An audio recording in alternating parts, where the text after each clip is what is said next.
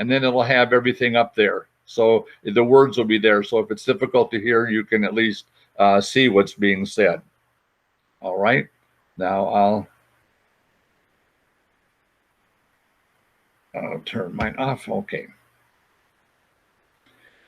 All right. So my first question to you is, tell me what your first memory of your Christian education was. Anyway, and remember, if you do speak, you have to take off the mute. You have to turn on your mic again. What was your first memory of Christian education, where you learned something about your faith? Where did that come from, and where did you get it? What do you remember about it?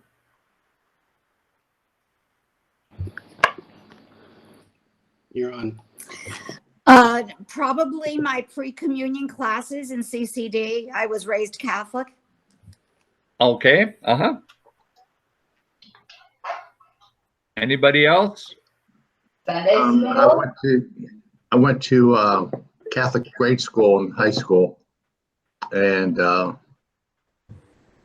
nuns were there, and they taught us what we were supposed to know. And one of the things is you don't sell relics. Good. I hope you took that to heart. Yes.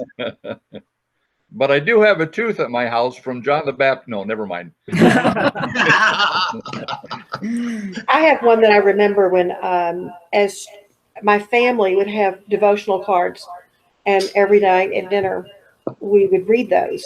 And it was between my sister and I. We would be the ones that would read those.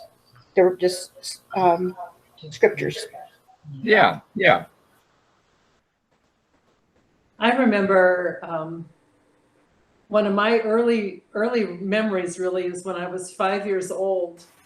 My mother had a little baby boy who only lived for 3 days. And after he died, our pastor came to our house, and ironically, his name was also Armin. And I think I've shared this with Armin before. Yeah. And he sat me on his lap and talked to me about heaven. And I still remember that, sitting on the pastor's lap in my living room, talking about heaven. Yeah. Very nice. That's a beautiful memory. Yeah. Wow, that's really powerful, Debbie. Thank you. I think for some of us, also, when I was thinking about this too, this week, and one of the things I thought about was Sunday school and stories and that I heard about people of faith.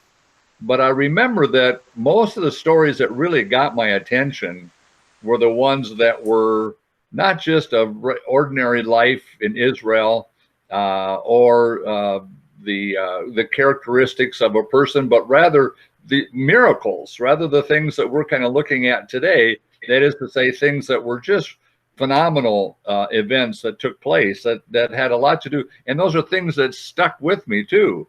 In my Sunday school class, I remember being like 5-year-old, 6-year-old, having pictures around the walls of Adam and Eve with all the animals, or Moses and the sea dividing, or a different thing, or the walls of Jericho falling down, and all those things. And those kind of were the things that informed my faith and kind of where I understood that.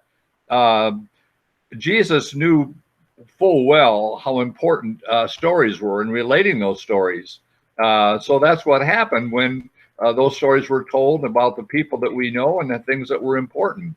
And even though the message was sometimes something different than from the story, Jesus knew that was important and told that in parables as well. So I would like to take a look at, first of all, some biblical miracles that we have in our history and what we teach to our children and have in growing up. And then also finally look at miracles for what that means for us today. And what I'd like to do is I'm just going to take a couple out of the Bible and look at them from 4 different aspects. The first one being what was the miracle? The actual text, what does it say? Because sometimes we have an idea of something and that we remember from what we were taught or from the Bible. And when we actually read it, it says something a little bit different. And then I want to talk about what the purpose of that miracle might have been. Why did that miracle occur? Miracles didn't occur just for no reason. There was a reason. So we want to look at what the purpose of it was then. And then I'd also, thirdly, I'd like to look at the ways in which this could have happened, that we can juxtapose this with what physically has happened in that time and in that place. In other words, is there a way that we can say, you know, truly believing what science says, what's happened, or in geology and archaeology, say, well, yeah, that could very well have happened at that time and in that place. And then finally look at what is the purpose of it today. You know, what could that mean for us today? Because you see, we can look at miracles in the Bible and say, well, that happened exactly as it did, and there's no way more. That's exactly what it is. And the trouble with that is, if I do that, then I kind of say it's the Bible is a book of reference, a book of science. And then I just say, well, that's nice, and I put it on the shelf. But if I say it's something that happened then, but also refers to what's happening to me now, the Bible then becomes more the living Word of God and something that's going on for me now. So it starts out with, and I'll see if this will work. Here we are.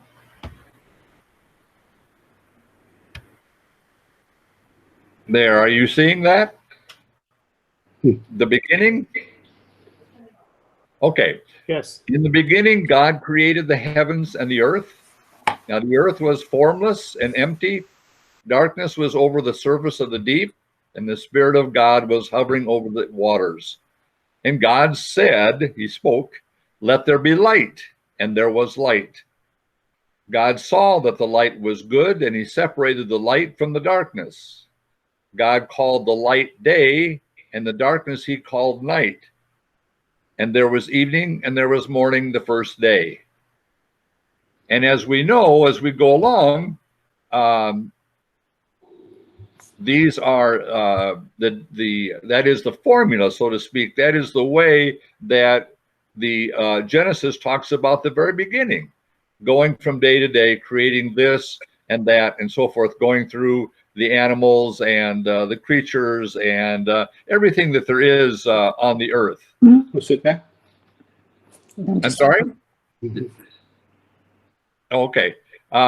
Anyway, it's something that has that purpose in it. But we have to think about, what was the purpose? Why was the story of the beginning of the world, of the earth, for as far as the Israelites knew, for all of the universe, why, what is the purpose? What did it serve for them? Any ideas?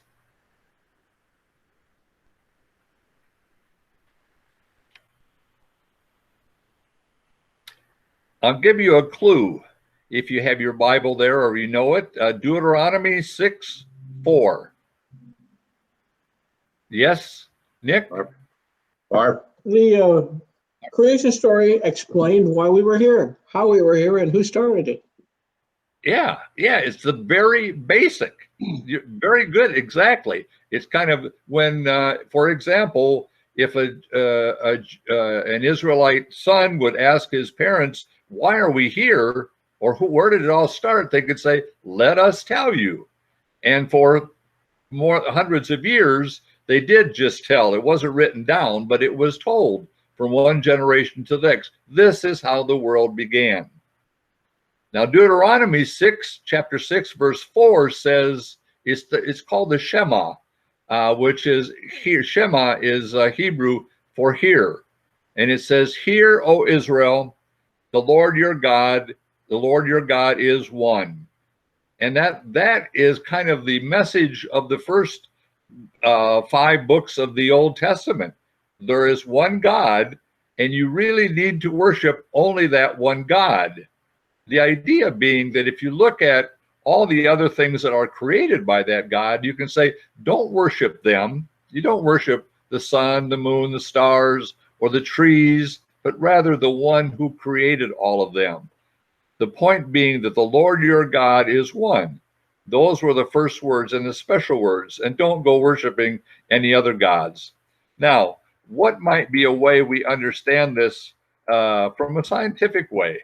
And I've got, hopefully this will be, if this is hard to hear, it's a video. I mentioned I was going to have a little segment from Rob Bell. It's just about 4 minutes. So if you have difficulty listening, as I said, if you put on the caption, then you'll be able to hear it better, or not hear it, but you'll be able to read the words. Anyway, so I'm going to play that now. He's a speaker, well-known speaker, and entertaining at the same time. Oh, I forgot to mute myself. 1 minute. Okay.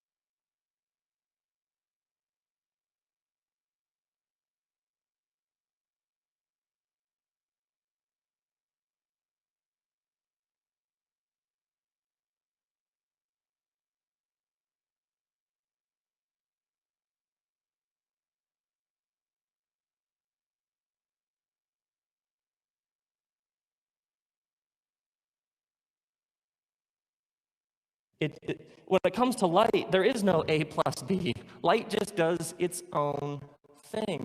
When you get to the bigness of the universe bends and it warps and it distorts. And it doesn't matter how fast you run away from light, it always will be pursuing you at the exact same speed. Well, as you can imagine, this is obviously his general theory of relativity was an absolute revolution in the way people saw the universe, because it was assumed that the universe had these predictable, predetermined ways that it operates. But with light, it simply doesn't follow any of those. The universe and its bigness is just plain weird. They've even found in our galaxy a planet which is racing through our galaxy at 67,000 miles an hour. At the same time, it's racing through our galaxy at 67,000 miles an hour. It's also spinning, rotating at 1,000 miles an hour. This planet is called Earth, and this is why you should wear a seatbelt. Now, the Earth has a sun, or maybe we should say our sun has us. The Earth receives 99% of its energy from the sun. The sun converts for us 4 million tons of energy every second, and over an 11-year sun cycle, that energy output varies less than 1/10 of 1 All of this at a distance of 93 million miles. 92 million miles,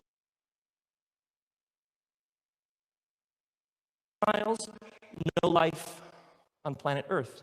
94 million miles, no life on planet Earth. Now, the Earth is unusual from other planets in that the Earth tilts on its axis at 23.5 degrees. Other planets in the solar system? Earth.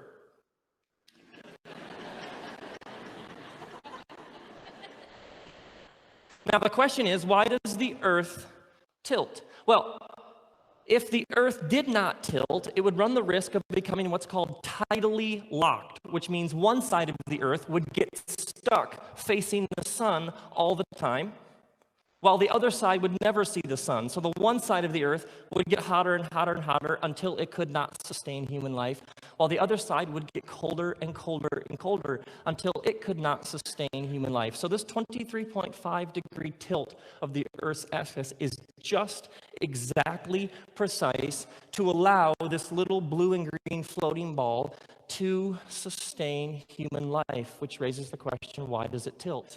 It tilts because 40% of a gravitational pull that comes from the sun pulls it over. The other 60% of that tilt comes from the gravitational pull of a little rock we've come to know as the moon. The moon and this pull is what allows planet Earth to sustain life. No moon, no life, which raises the question, how did we get our moon? Scientists believe that our moon was some sort of meteor or asteroid that was just flying through our galaxy and essentially got stuck in the Earth's gravitational pull, making it the cosmological equivalent of, oh, all right.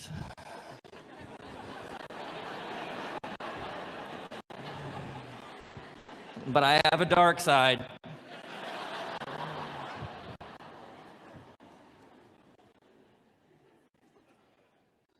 Hydrogen on planet Earth must convert 1/7,000th of its mass to helium continually for the Earth to sustain human life. 0.007, 0.008, no life on planet Earth. 0.006, no life on planet Earth. Our atmosphere is 21% oxygen, 23% oxygen, no life on planet Earth. 19% oxygen, no life on planet Earth. The ocean.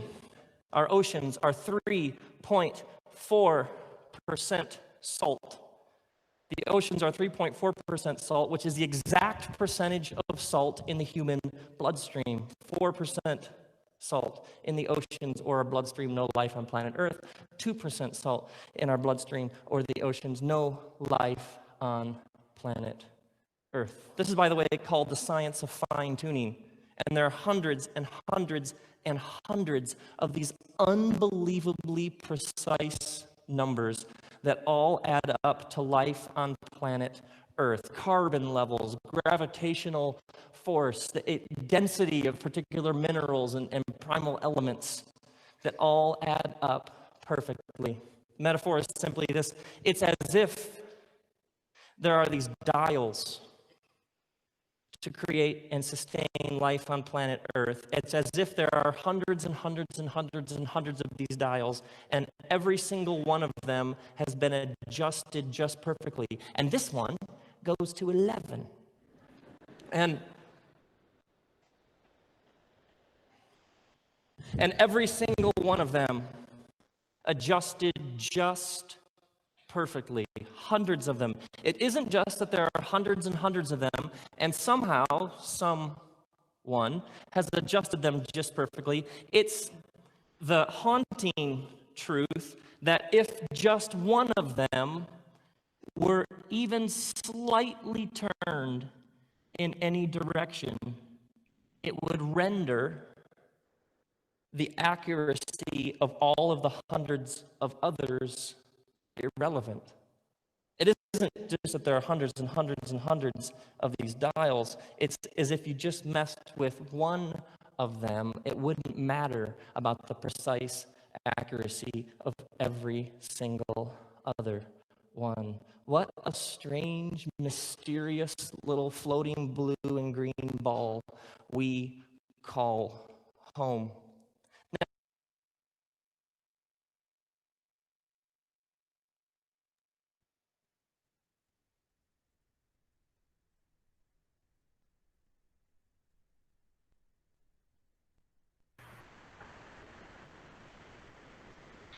Now, what I find interesting in this is that Rob Bell is quoting a lot of scientific explanations and understandings of how we are here and how the world is. But in doing that, he also says, you know, what or who has maybe made sure that all those dials, as he said, are turned up right, are the way they should be. And I find that just very, I like it because I don't have to say, well, it's just got to be the world was created in 7 days, or that it happened 4,500 years ago. But rather, I can go by the understandings of modern science as well and still say, you know what, that is really a miracle. So it has a purpose for us now, because it's kind of frightening to know that we are so, in some ways, insignificant. And in some ways, how easily it would be for things not to be correct or not to go well. But for us, we look at what is said in Genesis chapter 1 and get the idea that says, remember that this is the first beginning. There is a second creation narrative from chapter 2, verses 3 on, but we usually talk about the first story of creation because it goes day by day. And even though details may not line up for a 21st century person in understanding that timeline and say that's exactly the way it is, even if we say, well, there's a way in which 7 days equals 13 billion years, which is what some people have estimated as the beginning of the universe, still, it doesn't really go so well with us unless we can understand that God did all that God did as a way of saying, I give to you reality, a reality that is understood, that is predictable, and that is constant, so that we can live in that world and not worry that there's going to be someone who will be angry with us and then seek revenge on us or hurt us and come to make us not feel that we are a part of the universe. So this is why I think that this story is so important to us, that for the Hebrew mind, it was that don't worry about anything else. God is there for you, for us, and yet is the beginning of the creation and all that there is there. If the Bible is looked at as a book of faith and not a science textbook, it makes a difference as to how we interpret, how we utilize, and how we benefit from the Bible for ourselves. And we ask ourselves, is it necessary to believe everything that we see exactly as we see it? For we have read, he who believes and is baptized shall be saved. But that belief is in Jesus as a manifestation of God in the world, the good news that God has come to be a part of us through Jesus Christ, his Son, our Lord. The problem with looking at the Bible as a textbook shows that those miracles happened then and they don't happen anymore. But if we look at them as stories to understand and to teach, then we know that it is something that goes on and still happens today. In a sense, then, there are three ways to approach miracles such as the creation, the beginning of life. One, that it happened exactly as it was stated, that it cannot be questioned, no matter what science or history says, and we have to put the Bible then on the shelf with other reference books and says, well, there it is, that's the truth. Or two, we could say it didn't happen at all, and they're all just stories about ancestors and relationships with God to convert others and to teach children and those who are new to the faith, but that's all. Or I like a third option, that it happened even though it cannot be explained entirely by the way we see it in the Bible, but it can be explained by science as we learn more and more, because as what happens so frequently is we say, well, if we had known more, we might have understood this differently. There are miracles like the crossing of the Red Sea, physical healings, and so forth, where it's come to show, we come to find out that what God is saying to us is, hear, O Israel, the Lord your God is one. The words of the Shema, which for a Jewish family is the first thing on their lips as they rise in the morning, the last things on their lips when they go to bed at night. Well, let's take a look at another one. This one, you know.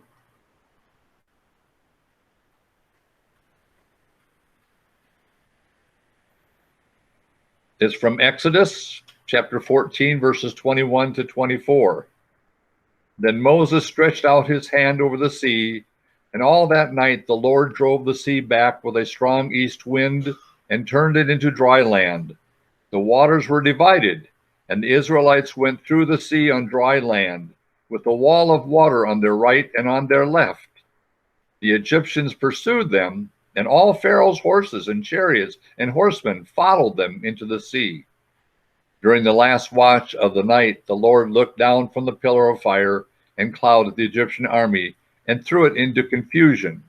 And all the waters, of course, came together.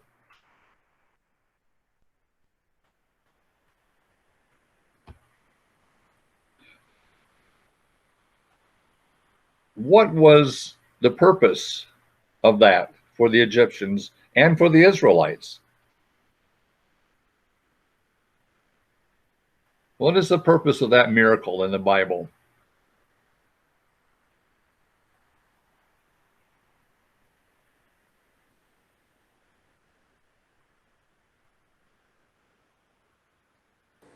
Well, for the Israelites, it shows a sign of God's presence with them. Absolutely. Yeah. And their freedom. And in some ways, his presence with them, but also if you aren't them, if you aren't the Israelites, and you're trying to harm the Israelites, be careful. The verses that follow what I just read say that the Egyptians said, boy, we can't keep up with this. We've got to be, we now know that God is with these people, and we should leave them alone. So I did a little bit of research to look at how could this maybe have possibly happened? What could have happened in time that might have said, you know, that really did happen. It doesn't require us to just simply give up what we know about reality and about history, that it's just there. But there are reasons, and there are things that have been studied. Of course, I had a seminary colleague who said about the crossing of the Red Sea, if Cecil B. DeMille could do it, then so can God, for sure. Of course, that was his joke about the movie and doing it in the movie. But anyway, some of the ways that it's looked at now is that perhaps it wasn't in the middle of the sea, and it perhaps wasn't the Red Sea, but that was a misreading of the Sea of Reeds, which were long and it was kind of a plain, a plateau area that water was on, and the reeds were in that. But in that there were, and of course the text does say there was a strong wind, and it does from time to time blow so hard that area, it's in the Nile Delta, does clear out enough so that people could actually have walked across, could have gone across. But of course, when you come with heavy chariots and things, which the Egyptians had, you wouldn't have that ability to go across so easily, and they would get stuck. And of course, then when the winds came back and let up, then that water would come, and those people, the chariots would not be able to, in their ruts and caught by the wind, would not be able to get out and be saved. There is, of course, there's one other explanation that there was a volcano that caused an eruption, that caused a tsunami that occurred. And the tsunami, as it works, is it first pulls out all the water. If you've seen those pictures of the tsunamis that we know about, first the water goes way out, and that could have created a dry spot, a way for the Egyptians, I mean the Israelites to go through, and then the water comes back with all the water, more than before. I think it's the island of Santorini, which is where which has quite a few eruptions and quite a few volcanoes that could have affected this land in this area. So, those are, I'm just saying, I don't know that either one is the way it happened, but in other words, it is something that there could be a way in which those things that God works in nature and with nature. And for us, think about what that might mean. What does something like that mean for us today? Any thoughts on that? Armin? Yes. Oh, when you're ready, I have a point to make on that. Yeah, please. Well, I just saw, you know how we all have the Saharan dust in the late spring that give us allergies and make your eyes itchy?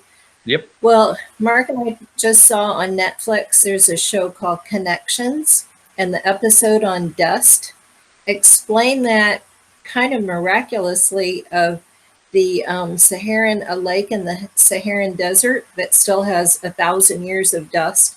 But as those animals died and the winds come, and eventually it flows over to the Amazon, and the Amazon soil is not fertile and it needs this dust. But on the way, this young man that hosted, he showed up in the middle of the Atlantic Ocean to show how that dust falls and produces oxygen for us and eventually goes to the Amazon. It also causes the red tide in Florida, which is negative. But I will think differently about the African dust when it hits Austin because it's full of phosphorus. And it also showed how it blocked hurricanes. So I would imagine many years ago when science couldn't explain it, that there was some, this dust. But explaining it's an awesome benefit. It was a neat show. I like that. I like that a lot. And it still makes it incredibly awesome. I mean, I still get, I find it interesting that the dust that we get that causes our allergies or whatever to act up, coming from across the ocean is still an incredible thing to me. I think that's really, really something. And we also have to remember that time is an issue for some of the miracles that we know of. In other words, we think of it as all happening at one moment.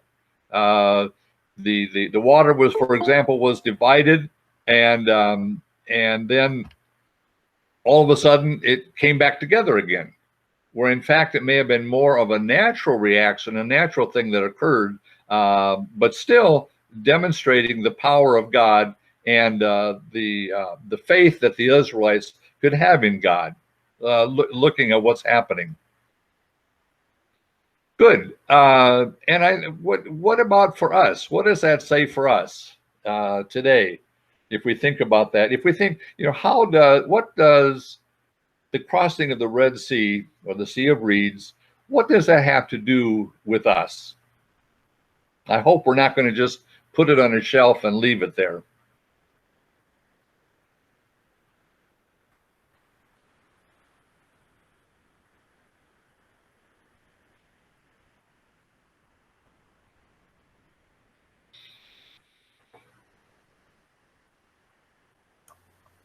Can you hear me? Yes. Okay. I have a few comments. Whenever I think about miracles, I think about the song in Fiddler on the Roof. Miracle of Miracles. Love that song. But yes. They mention a lot of the parting of the Red Sea and the wall falling down from Jericho. But what I wanted to mention is a few things that science has to say about miracles. Science can explain to a certain extent the fine-tuning of the universe. They cannot explain how the universe was created from nothing. They have never been able to do that, and I don't think they'll ever be able to. they've got the Big Bang, and that tells you how the universe evolved after it was formed from absolute nothing. But they can't tell you or have any idea of how it was actually started. They cannot also, science cannot tell you how life started on the earth. Right. They cannot, there's no explanation for that. They can tell you how life evolved once it started, but they cannot tell you how it started. They can tell you, they have an explanation for fine tuning. The universe is expanding, which means the space is expanding faster than light. So things can go faster than light, not material things, but space itself. And when space itself gets to a point where it expands faster than light, the light will never reach the earth because it's moving away faster than the light can get to the earth. So our observable universe is disappearing. The stars we see today are slowly disappearing into the unobservable region of the universe. And so we live in a very great time for stellar observation and astronomy. Yeah, good. Thank you very much, Dennis. You know, what always has struck me as intriguing, actually, that there are stars that I see that I see the light, and the stars are really not there anymore. Right. They have burned out and they're gone, but yet the light is they're so far away that the light is still coming, and I'm still seeing that light. I always find that as very, very intriguing. They say we can't look into the past, but every time we look into the nighttime sky, we're looking into the past. That's right. We're looking at the light that came to us, started light years ago, so to speak. Good, good. Thank you. Okay, those are my comments. I appreciate that. I really do. I'm not going to go in it as much, but there's an interesting explanation to the purpose of, and of course, was the walls of Jericho falling down, and again, there is a theory there. It's called the pulse theory that yields an interesting insight into that historical event. It says, first of all, that actually the Jericho did not have really good builders or something. It had the walls of this particular place had fallen down more than once. So it wasn't the first time that happened. And Jericho is not really is located on a fertile plain now, but at the time was a dry desert, and that it didn't take as much for stones to fall down. And as a result, one of the theories is that it wasn't just the ram's horn being blown, but rather the pounding of the feet that caused the vibration going around and around the walls of Jericho that eventually caused some of them to fall down. Just found that kind of intriguing too. But even there again, there's the idea that God is still a part of what's going on, and even if it didn't happen in one moment, you know, the Israelites could look back upon their history and say, this is actually what happened. We were able to overcome the people of Jericho and take care of those things. So that is a way we can explain that God is with us. Anyway, I have a couple of because of all the technical difficulties, I'm not being able to go into all of these, but I want to go into one that I think is kind of fun. I don't know what just happened here. There. But I have one that is from, let me see here. It's from Numbers. See if I can get it up here.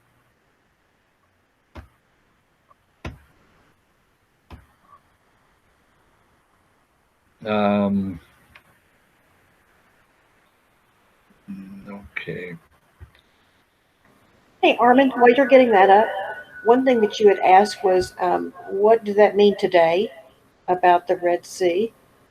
But I don't know that you ever, I'd be curious to hear what you have to say about that. Yeah. I think the big issue for us is when it looks like everything is coming in from all ways and there's no escape, there is not a sense that God is not with us. I think that was the sense there, and that again, it was by faith, that the people would even go forth and say, what are we going to do to get out of here? And so the idea being that with faith, we do step forward into times where we don't even know where the other side ends, kind of like the prayer that I tried to read at the very beginning. I've lost my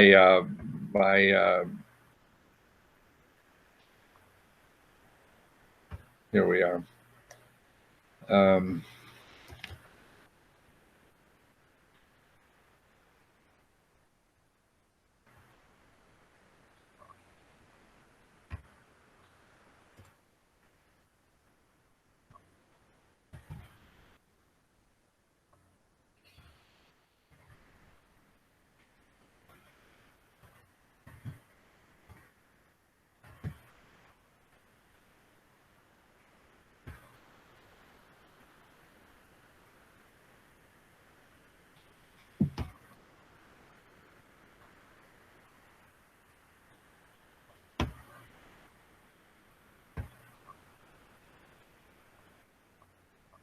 This is the story. Can you hear me okay?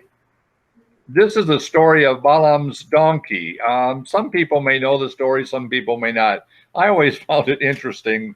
And this is kind of what happened. Balaam got up, a quick version of it, got on his donkey and went to the Moabite. The king of Moab, Balak, wanted, he saw what the Israelites were doing, destroying one nation after another. And so the Moabite said, the king said, hey, I want a blessing here. I want somebody to take care of me, to protect me from the Israelites that are coming.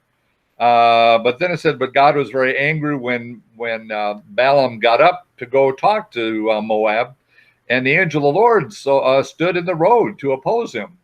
Now Balaam did not see the angel there. He was riding on his donkey, and his two servants were with him.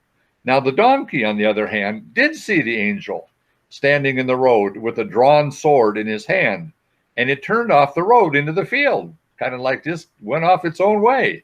And Balaam got really angry with that, and then beat the donkey so the donkey would get back on the road. So again, the angel of the Lord stood in the narrow path to the vineyards with walls on both sides. And when the donkey saw that the angel of the Lord saw the angel again, it pressed close against the wall, crushing Balaam's foot against it. So he beat the donkey again. Then the angel of the Lord moved on ahead and stood in a narrow place where there was no room to turn, either to the right or to the left. When the donkey saw the angel of the Lord, it just lay down under Balaam. And he was angry and beat it with his staff. Then the Lord opened the donkey's mouth. Interesting. And it said to Balaam, what have I done to you to make you beat me these 3 times? Balaam answers the donkey, you have made a fool of me. If only I had a sword in my hand, I would kill you right now. The donkey said to Balaam, am I not your own donkey, which you have always ridden to this day? Have I been in the habit of doing this to you? No, he said.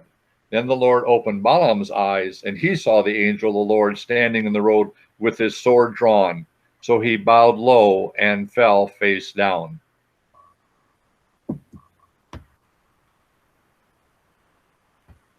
This is not a passage that we read about too often.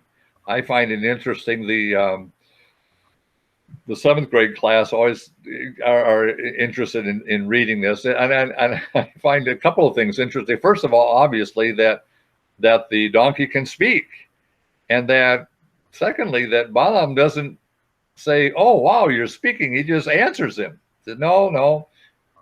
But the donkey says, why do you beat me like this? In other words, I can see things that you can't see. And I think this is probably true even today of animals that are that way, that animals sometimes know, and animals are a part of God's creation, a part of the creatures that God has created.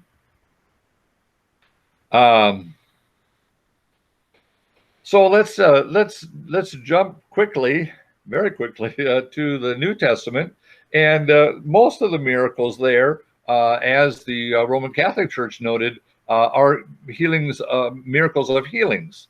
I like the one in John chapter 9, Jesus healing the blind man, simply because it has so many details. It tells exactly what he did and how people reacted to it, and how that was looked upon by them. And I think that it's a sign of healings that are a result of people entreating God, because Jesus says, you know, if someone entreats a master over and over and over, eventually he'll say, okay, I give up.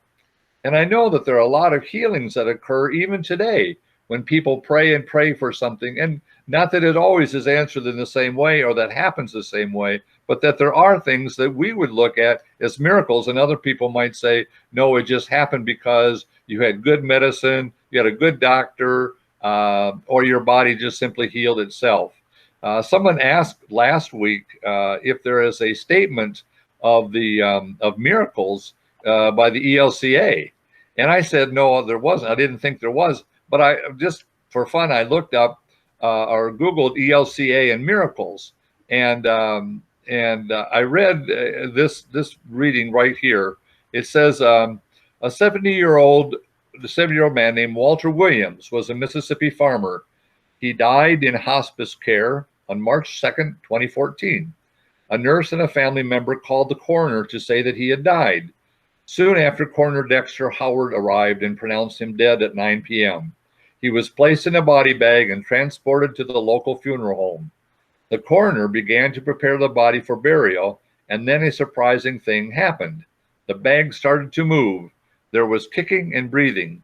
Howard called the paramedics who came, found a heartbeat, and took Williams to the hospital. And of course, his family said, what a miracle that we've had more time to spend with our father and so forth. And the coroner, of course, at this point, called that a miracle. He said it's just a miracle because he was dead. Others say that somehow an implanted defibrillator just below the skin on Mr. Williams' chest must have jump-started his heart, which also is possible. But it was to his family and to him a miracle. And if it's difficult to see that, here's another way that I think we look at it and understanding what happens in the world. This is one that's very recent. As you all know about Lebanon and the blast that occurred there.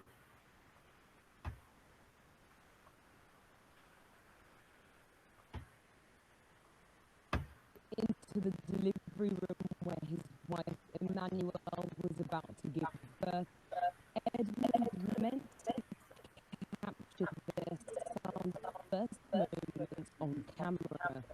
Instead, he caught this. I can't. The devastating moment, a blast ripped through Beirut, sending whole windows crashing onto Emmanuel's bed. Brushing off blood and shattered glass, medical staff instinctively carried her into the corridor, fearing another explosion. Using the lights on their phone, they delivered the baby. 1 week on, and George is doing well.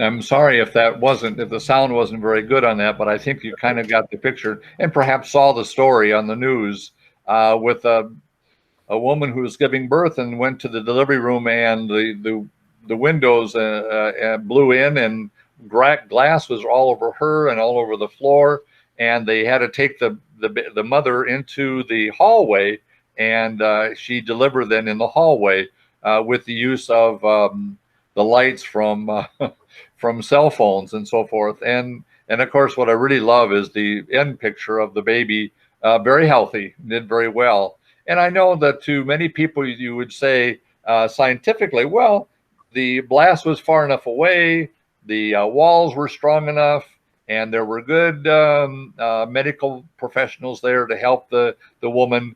But in the end, if you ask the husband who took the pictures, I think you would truly have him say, you know, this is just a miracle. What I have is a miracle. I know that about 6 years ago, personally, I had an event that could easily have taken my life, and for many people does. And I wrote a letter to the surgeon, and I said this. I said, I suppose that this is something that happens, and though pretty marvelous with his procedures, and thanks to modern medicine, it is still to me a miracle to be here. And I thank God that I am alive. And then I said, and oh yeah, thank you for all you did too. Good job. Well done. But I think that for me, I would say personally, which is what miracles have to do with what happens to us and how prayers are answered, or how anything we look at, you know, is a miracle today, and what it means for us personally, rather than simply explaining it from a scientific standpoint. So, Armin, yeah. if I can ask, you Googled up ELCA and miracles, and what was their stance? What they had is very interesting. They had that little bit that I read to you about a man who, and really not any more phrase than that. It was an ELCA blog about miracles, when people, you know, somebody referred to something as a miracle. There is not really. So it just gave an antidote. No, it isn't It gave really. an antidote instead of a statement. Yeah, there really isn't a statement there as a response to it. It's followed by a sermon about miracles, but again, not necessarily a stance as this is how we look at miracles. And I think part of that is because of the way, as I read last week, the way Martin Luther looked at them, you know, not as something that would convert anyone, or because they're so easily contrived and so easily manipulated, that I can only guess at that's the way that the Lutheran Church looks at miracles.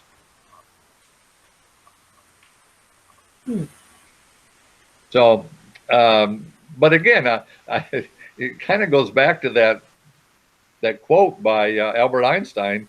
There are two ways to look at the world, and one is as if there are no miracles, everything can be explained, or the other is that they're all miracles. Everything that happens like that are miracles. So it doesn't necessarily have to do with the event that took place, but rather the effect and the result with those that were touched by it. So we're run over time here. Maybe I don't know what I'll do. But anyway, I apologize for all the difficulties there have been here with getting this out and proposed and sent. I had some other things to do too, to go over with you, but I guess it's a miracle when it happens right. And maybe that's more the miracle when things go right the way we expect them to. And we should be more aware of that when they are going well. So I thank you, and I appreciate your time and your attention and your patience more than anything else. And I wish you all the blessings that God has to give you, as well as the miracles that there are for you. Thanks very much. Thanks, Armin. You bet.